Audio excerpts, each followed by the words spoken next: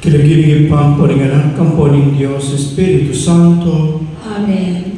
Kaliguran kong kapatid, ang grasya ng ginutanong Hesus Kristo, ang lugod na ng Diyos, at ang pamakisanmetong ni Banal Espiritu, mantabay sana kay kayo kapilanman. At kaya ka ang tinurin. May napagpanapon po kay Oman. May napagpanapon po. At kay katamo yung ngining pagmasusyan. Dating teka banal aaldo na ning pabanwa. Dati ilang awsan tamong Pascal Triduum. King aliwang amanong aliwang salita, atlong aldo apamag sa diya, para king Pasko na ning pamanyubling medya. Pascal, Pasko na ning pamanyubling medya. Ing metong ka rin kay katamong gagawan, istong daratang ing Huwebes Santo, yapi nga sa tamang visita iglesia. Ganakan niyo, ing amanong iglesia, aluwa naman po ing pisamban ay struktura. Ing amanong iglesia, king amanong Griego, it is ecclesia. At ing amanong iglesia, yapin itamo. Ikayong tao, ikayong balayanan ng Diyos, nangeni makibatamo, king kayang panagkat, lalo-lalo na king kayang dawanin, mipapagsilbi tamo, king metong at metong. Kapatid, dahil atlong aldong din, bibilang tala bilang metong a misa. Metong yamong banal na misa, ing Huwebes Santo, Biyernes Santo, hanggang Sabado de Gloria. Pansinan niyo, ngeni at ikong introduction, ngeni may kumpisata mo king Sign of the Cross at inyang introduction. Pero po takbayo yung mayari ing seremonyata mo ngeni aldong iti, it is silence alang final blessing. Bukas, Biyernes, Good Friday, mag-umpisaya yung misa, silence, katahimikan, alang introduction, alang sign of the cross. At alam mo namang malyaring final blessing, bukas kay Good Friday.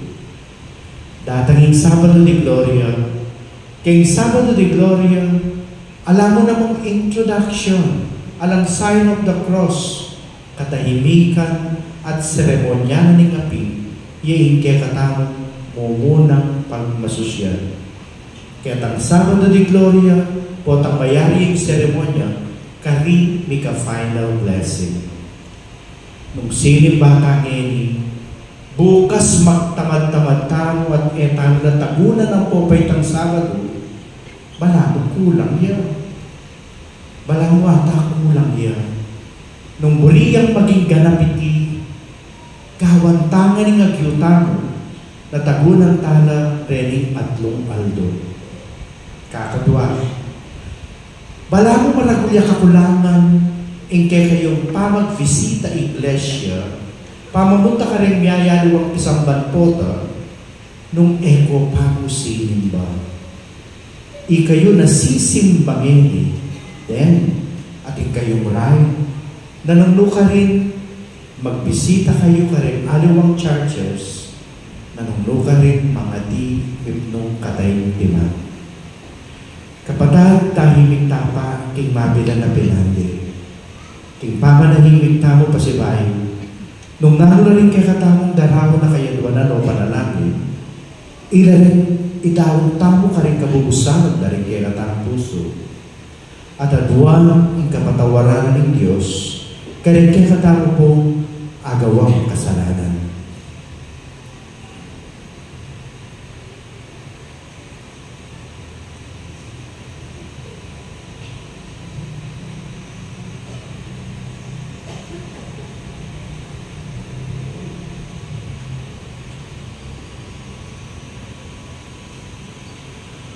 Ginuig in minyo king Paskwa garing Hudyo, ing pamaglipat na iba king pangayalipan, papunta king kalayan, Ginoo pakalolo. Ginoo pakalolo.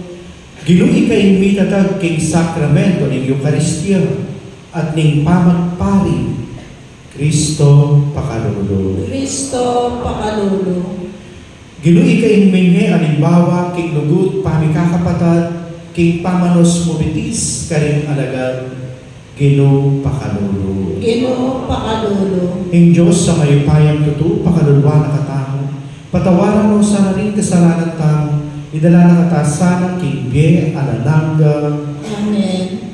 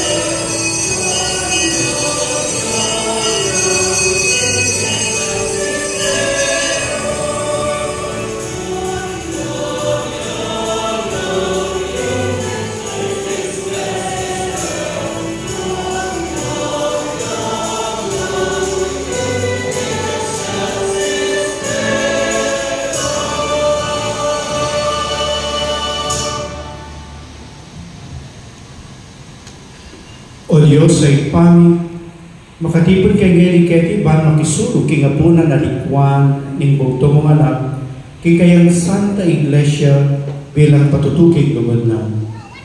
Binyanay kay kami inyang malapit niyang mate at inutos ng pagmasosyal niya. bilang kapagaganakan king bayo at alamanggang sakripisyo.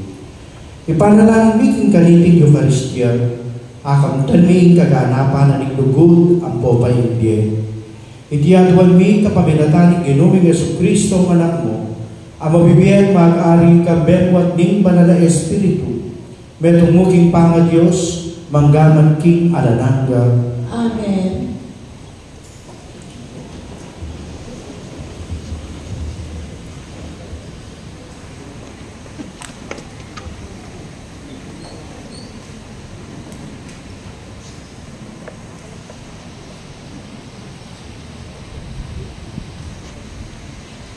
Makiramdam tapo kay mungunang pamamasa. Pamamasang iba king libro ning Exodo. Mig salitaya inginu kang Moises at kang Aaron, karin king bansang Ehipto. Nga nakarela, itiya insukat maging mungunang biling bulan, ning pabanwa para kay kayo. Ipayabot yula reting panabilin, king kabilugan abalen ning Israel. King kapulong aldo ni timbulan, ing balang lalaki mamili ang metong abiserong tupa, o kaya biserong kambing, para karing katubalena. Nung tutuyang malati ing pamilyana, at ene agyugisanan ing kabilugan ayaniman, ya, ampon ing kasiping ng bale, malyari rin pinakayan ing metong ayaniman. Agpangking bilang daring tao, ampon king agyo ng kanan ning balang katao. Malyari kayong mamiling metong atupa, o kaya metong akambing. Dapat kailangan ing lalaki ya, at pabanwa yatwa, at alayang kapansanan. Kay batsese nila ang gaking sisilim na ning 14 ayaldo ning bulan, at paten na ning mabilog abalen ning Israel, deting sabi nga naman. Kailangan lang kumangditak king daya, at ikaskas daw karing amba, at babo ring pasbulda ring bale, nung nulawa pangandeting animal. King benging ito, sukat minangnang ing laman, at mapangan kambeda ring mga payit ang huli, at ning tinape alang lebadura. Malagwayeng kanan, miblas kayo para king makabang lakaran, makasulod na laring sandalyas yun, at talnan niya king meto agamat ing tukod yun.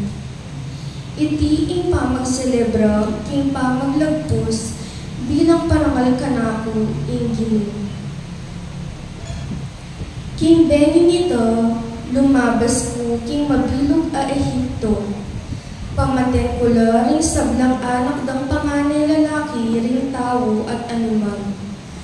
Pagpako ing parusa karing sablang Diyos na ning Ehipto. Ako ing Ginoo. Maging palatandaan niya karing ibale-baleyo, ing daya karing ambada ring pasbol.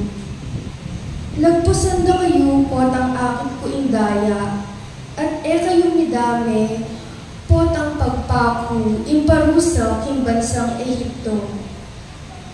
Sukat yen pagselebran ing aldong iti, bilang piyestang parangal king Ginoo. Ban yung kalingwan ing depatan ko ing Ginoo. Pagselebran niya king kapilan paman. Ing amano ning Ginoo. Salamat king Diyos.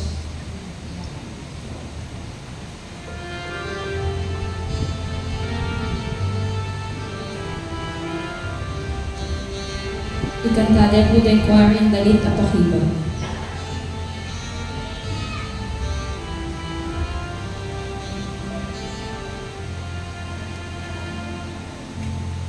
Tingkalis ke katayang panuana, daya ng Kristo yang inuman. Tingkalis ke katang pagmasusya, itam metong tangan. Ulitan tayo.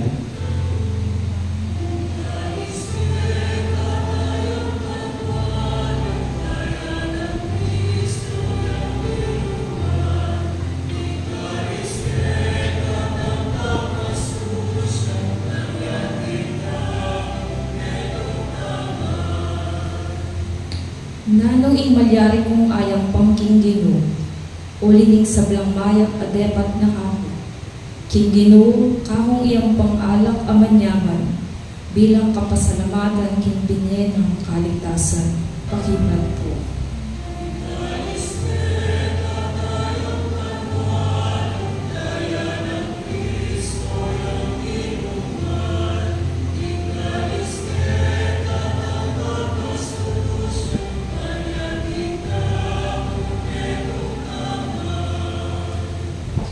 Panandaman ng Ginoo, nung imetong karimemalen na Mateo. O Ginoo, ako igehang talasuyo, susuywanda ka, anti mo in pamanyo na kera, king kakong ito, king kamatayan, dinigtas mo ko, pakibat ko.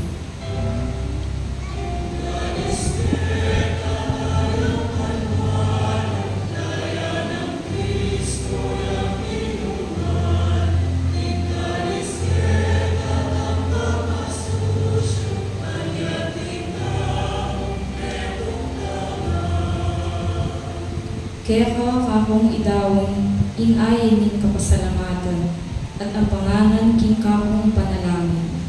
Ding kakong pangako king Ginoo, kakulang tuparan, king katipunan ding kekang memalen, pakibat po.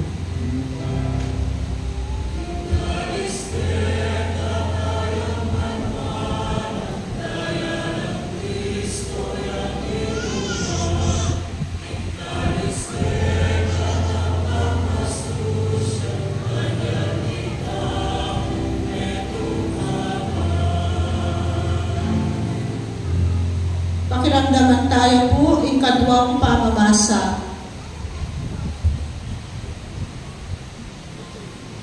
Pamamasang iba, kimumuna ng sulat San Pablo, Karintao, Corinto. Inturo abenyeho kaya kayo, tinggap ko naman, king Ginoo. King Ginoong Jesus, kanitang benging ni pagtaksilan niyo, kinuwane in tinape. Pe pasalamat yo king Diyos. Pe miraso ni intinape at nga na. Itiyo in katawan ko, mamiyayin para kaya kayo.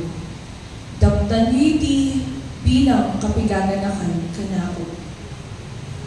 Antimurin kay bagdang mengon, kinuane in kopo at nga na. Iting kopo, yo in bayo kasunduan ng Diyos, apatibaya na ning kanakong daya.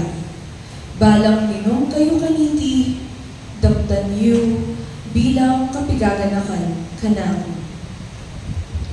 Uling balang mangan kayo kaniting tinape, at minong kaniting kopo, babalita yu in kamataya na ning Ginoo, hanggang datang yu. In amano ning Ginoo. Salamat king Diyos. Parangalan tayo po imayag abalita.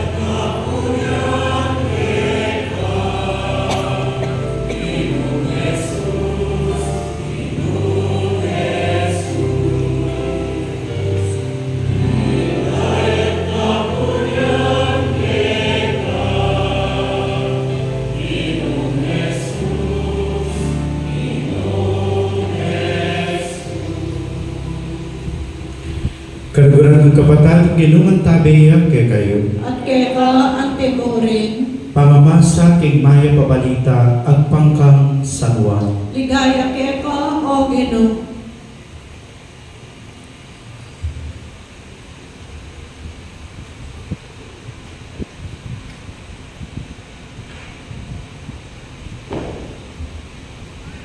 Bispera na kanita ning piyesta na ning pamaglagpus. Balo ng Jesus king danatangay oras na balo makuya kay king yato at bibalik ni king ipa. Karuguran na na ring bandina at king yato at liburan na na ang king kawakasan. Kasunod na lang Jesus ning alagad na king apunan. Alunana na ning Diablo king isip ng Judas Iscariote a anak ng Simon ing pamagtaksil kang Jesus. Bago ng Jesus king sablang upaya, binyan na nanigip pa kayo, at king ibat niya king Diyos at papuntaya king Diyos. Dinala kayo Jesus, di kasing piblas na at bebata na ing sarili na king tuwalya. Kay ba't may tugtog yung danong king palanggana at pegumpisa na ng ino sa bitis, din kayang alagad. At pilisa na lang king tuwalyang makakabat king kayang awakan. Nga nang Simon Pedro inyang lapitan ng Jesus, Ginoo, ikang manos kareng bitis ko. Pegibat ng Jesus, mo pa aintindihan ni daratan kung dapat bandang tawli aintindihan mo mo naman. Sinabi ng Pedro, ko lang malyaring payos ting bitis ko kaya ka. Pegibat ng Jesus, nung payos bitis ka na ako, alakang pangaugne ka na ako. Sinabi ng Simon Pedro, Ginoo makanyan, muing bitis ko ilang wasan mo, nung pati na rin gamat ko, at ikanakong buntok. Nga ng Jesus kaya, era kailangan manos sing mindiluna. Subali ka rin bitis na, huling malinis na mabilog ang katawan. At malinis na kayo dapat, kayo man. Uling balo ng Jesus, nung ninuing magtaksil kayo, niya sinabi ng, kayo, ikongan, malinis kayo. Inyang haos na nalabitis sa tasunod na ng pasibay, kayang piblas, migbalik yung king lamesa, nga nagkinot ang karela, ay tindihan nyo, dapat ko kayo. Hausan nyo kung maestro at ginuat, gusto kayo. Uling makanyan kuping, nung akong kayong ginuat maestro, inos na kayo bitis. Ikayo man sana sukat kayong ipapanos bitis. Dininan na kayong malimbawa, bandatan nyo naman ing anti, ing depatan ko kayo. Kapatan, ing maya pabalita, ing kakatamong kaligtasan. Kapurian kaya ka, O Kristo. Pasibahin po, maya panapod kay Kongan. Kareng katamong bisita, I have seen some new faces, especially we have foreigner visitors. And of course, then po maka-online, welcome po kaniting kapag masusyan, kaniting Santa Monica Parish, Minali, kaniting Al Santamo Pascal Triduum. Triduum at Aldo in Huwebes, na tinatawag natin Maundy Thursday, Friday, na tinatawag natin Good Friday, at yung Saturday, na tinatawag natin Sabado de Gloria sa salitang Kastila. Subukan natin himayin kung ano ang mga salita na palagi natin ginagamit, lalo na kapag dumarating ang Semana Santa, nang sa ganoon kahit papaano, naiintindihan natin kung anong kahulugan ng mga salita at ang mga konteksto kung bakit ginagawa natin ito. Merong isang post ngayon sa Facebook na ang pamagat, Dear Father.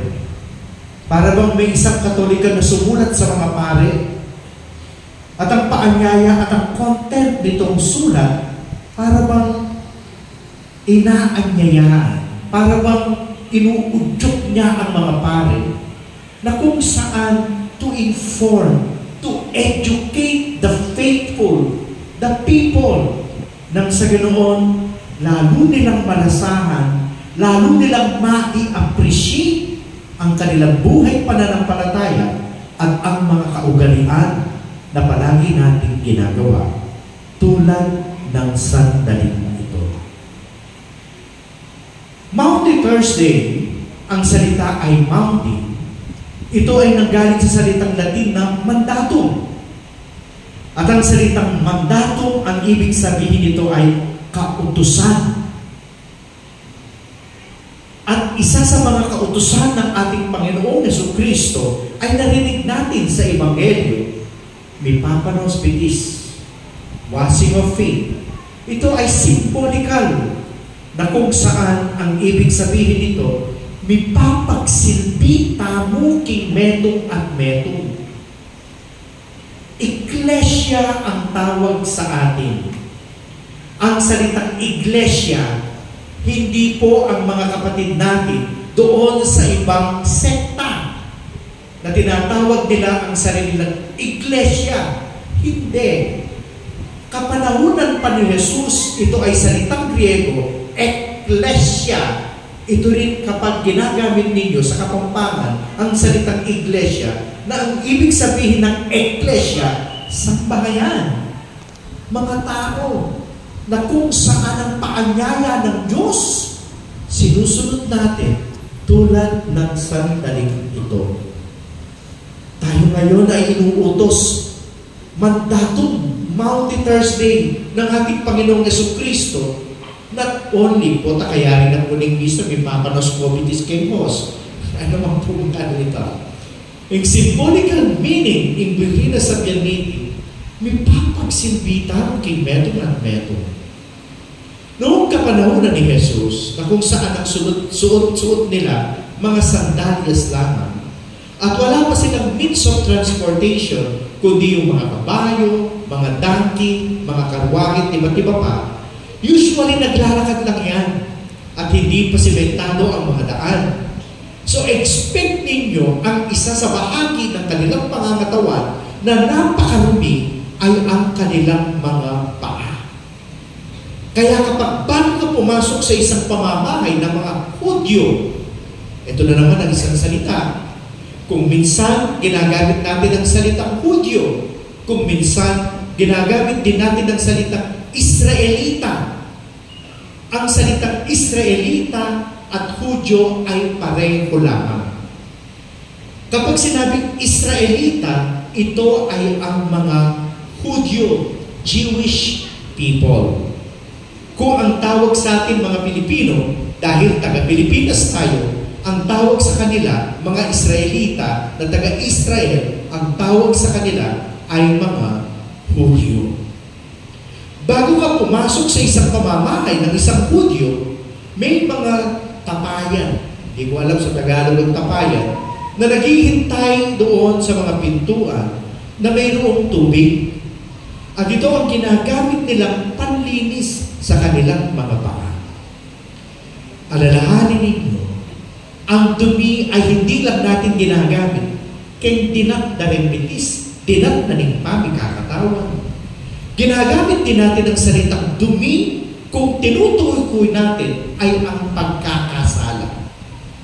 Karumihan ng kalooban, karumihan ng pagkatao, ang tinutukoy din natin ay ang pagkakasala.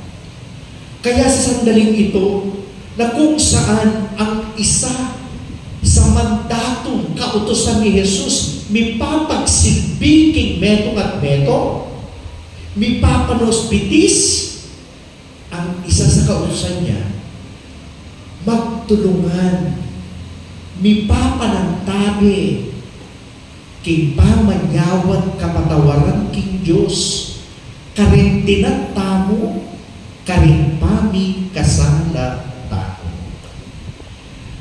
Natatandaan pa ba ninyo ang humilya natin noong last Sunday of Lent, 5th Sunday of Lent, na kung saan ang Ebanghelyo ay tungkol dito sa isang babae na naaktuhan sa pakikiapi? gustong batuhin ng mga Hudyo, gustong patayin ng mga Hudyo. Pero ang sabi ni Jesus, kung sino man sa inyo ang walang kasalanan, siya ang unang bumato. Wala ni isa ang bumato, wala ni isa ang humusga, wala ni isa ang nagkondena kay dito sa babaeng marumi, dito sa babaeng makasalanan. At ang sabi ko sa inyo, sama-sama tayo. Miyabe-abe tamang loob king Holy Week, Semana Santa. Abe-abe na kung saan tinatanggap na tayong lahat ay makasalanan. Nangangailangan ng paghugas ng mga dumi ng ating mga kalooban, ng ating mga kasalanan. Isa ito sa nakita ko dito sa simbolism na ginawa ni Jesus. Mi papanos kobitis, mi papamatawad kayo, karike kayo agawang kasalanan. I will forgive you, ang sukatan ni Jesus.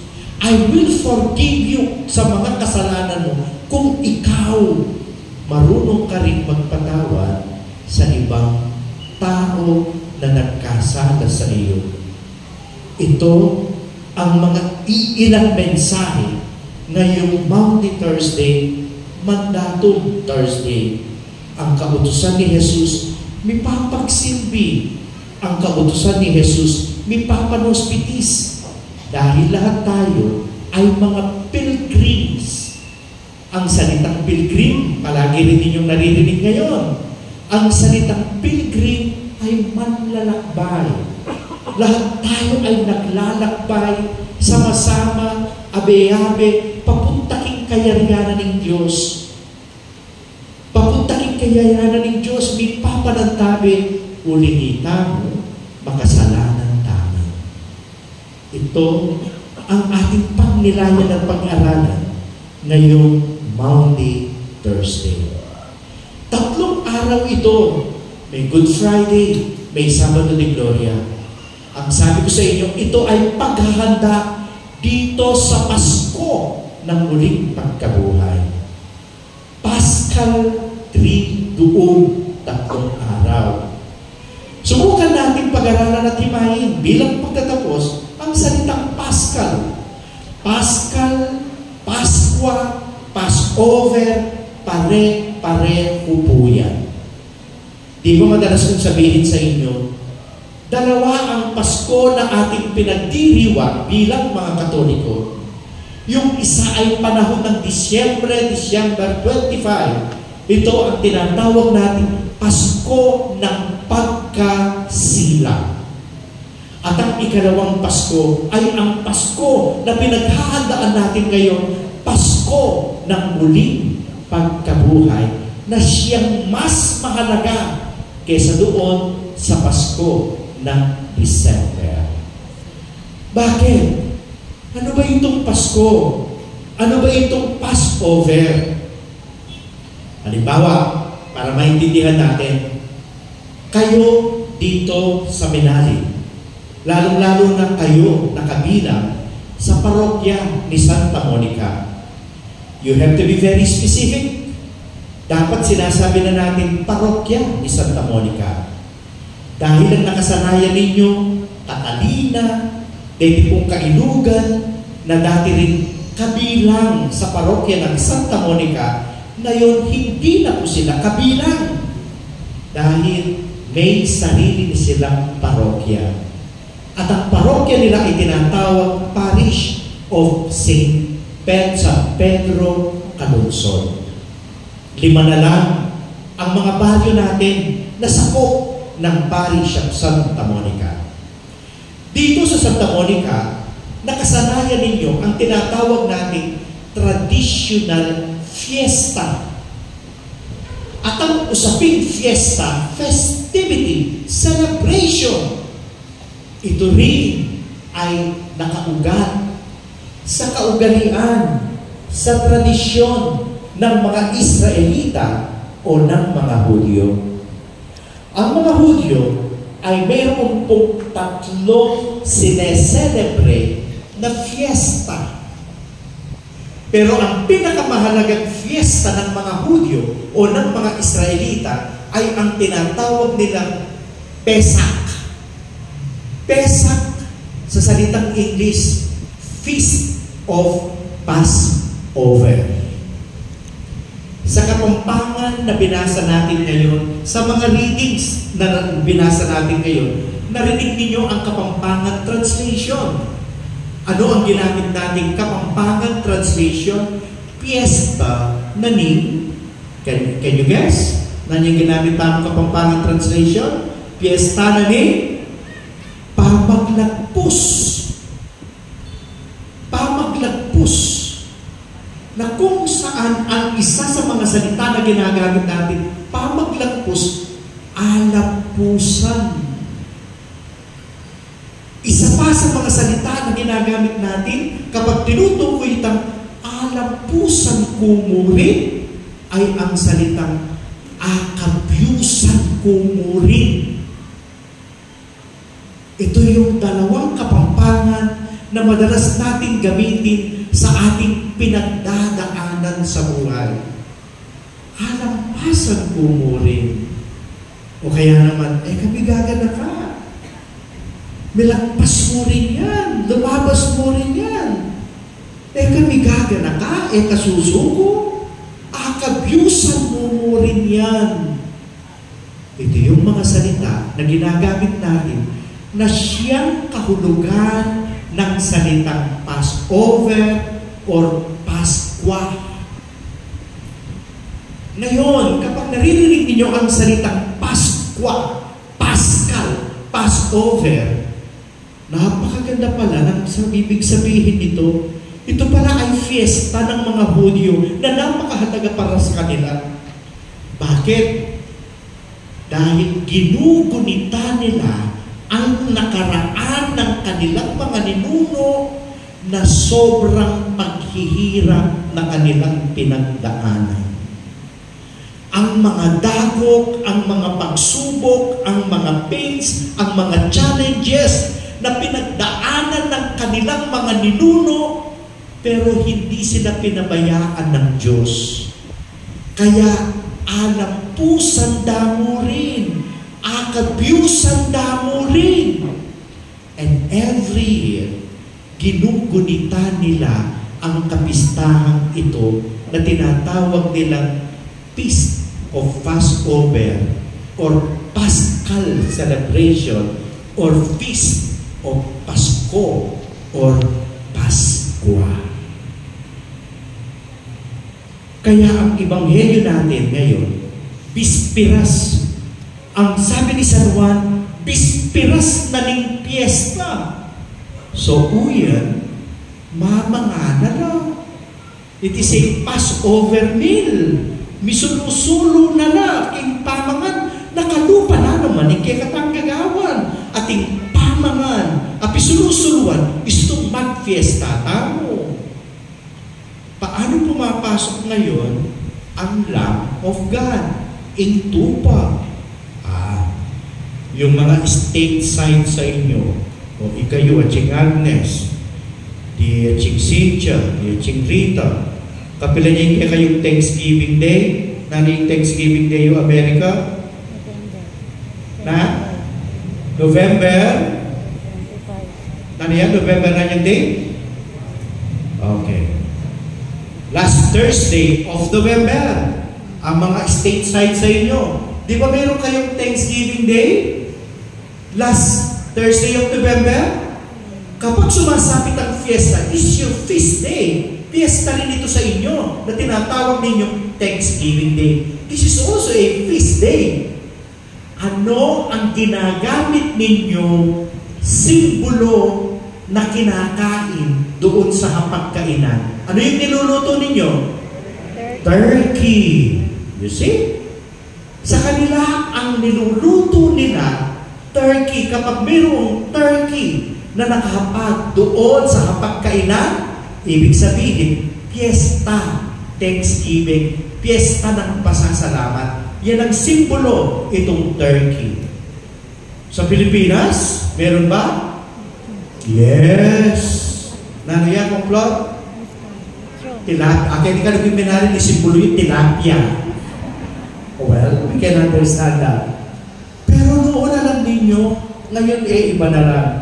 At kasi tayo hindi consistent Noon, isa sa mga anak-ina doon sa pagkainan, alam mo na may fiesta. Kapag mayroon doon, ano ang ibig kong sabihin? Kung ang sa Amerika ay turkey, sa atin dito sa Pilipinas ay lechon. Lechon babi. Naririnig ko yung mga may edad na sa inyo dito sa Binali. Noon daw, bispiras ng piyesta, mangatat na lang babi. At oily, talaga kan may papagmayabang lang. Pilan lang babi, then bitbag mo, nga wala mo, nga mo ka no. Kung toro na ka babi, nayayapag, papatid, uri ng sabihan, tinan na, makwalta na. Gusto natin kang lechon na makayapag, kingkay ng lamesa, makwalta na, atinan na. Uy, nining simbolo, tamang fiesta kanita itang Pilipino. Imagine din mga tuwata mo. Aminin ninyo, di ba kayo o yung matatanda natin? Manyese lang babi. Pamanwa sesende yan. Para ko lang din. O tanda yung piyesta, patende. Katanan din. Papagdeking piyesta. Ito ang simbolo natin. Kung tayo mga Pilipino, noon ang simbolo ay ang lechon babi. Kung ang mga stateside, ang kanilang simbolo ay turkey. Ang mga Hudyo, ang simbolo nila ay ang lamb. Tupa. Ito ang simbolo ng kanilang kapistahan. Kaya tignan ninyo ang konteksto ng ating gospel. May sumusulula. Wala pa ang tupa. Wala pa itong lamb na kanilang dapat kainin. Pisulusulwan walang lamb. Dalo paano mapalyari kaning apostol, dili nga lagat ng Jesus, kaning tawling apunan. Kaya nga hindi nila naintindihan ang pag-alis ni Judas. Nang umalis si Judas, dahil si Judas ang treasurer, akala nila umalis si Judas upang bumili at kunin na niya ang lamb, ang tupa na kanilang pagsasaluhan doon sa fiesta nilang Paskwa. Pagkaalis ni Judas, of course, iba na ang pakay at ginawa ni Judas. Wala ng Judas na bumalik. Maaaring gutom at nagtatanungan ngayon ang mga alagad. Where is the lamb? Nasaan ang tupa? Ano ang sagot ni Jesus? Dahil walang lamb na dumating, I am the Lamb of God. Ito yung konteksto. I am the Lamb of God. Sa araw na ito, ako ang isasakripisyo. Kung gagamitin natin yung mga salita, ako'y litsyonan daw. Ako'y panasakitan daw. Ako'y tangilitsyon at miyayari mong pasakiting dalanan. Ako ang isasakripisyo. Passover, piyesta nila nang ipako si Jesus sa krus. At ngayon, kung ang salitang Pasko, bilang pagtatapos na po ako, kung ang salitang Pasko, tama, tutun na kayo kung ang salitang Pasko, ang ibig sabihin nito, inaalala nila noong sila ay mga alipin dahil sa pagmamahal ng Diyos, sila ay lumaya from slavery to freedom. Yon ang inaalala, yon ang sineselebrate nila, yon ang tinatawag nilang alampusan, Passover, akabyusan. Ngayong itong si Jesus being the Lamb of God, ang kahulugan namin alampusan, namin akabyusan from slavery to sin. Tayo'y naging alipin ng ating mga kasalanan. Ang kamatayan ni Jesus, pinalaya tayo mula doon sa ating pagkakasala. That is the meaning of Pasko. That is the meaning of Passover na siyang sineselebrate natin ngayon. From slavery to sin, to freedom.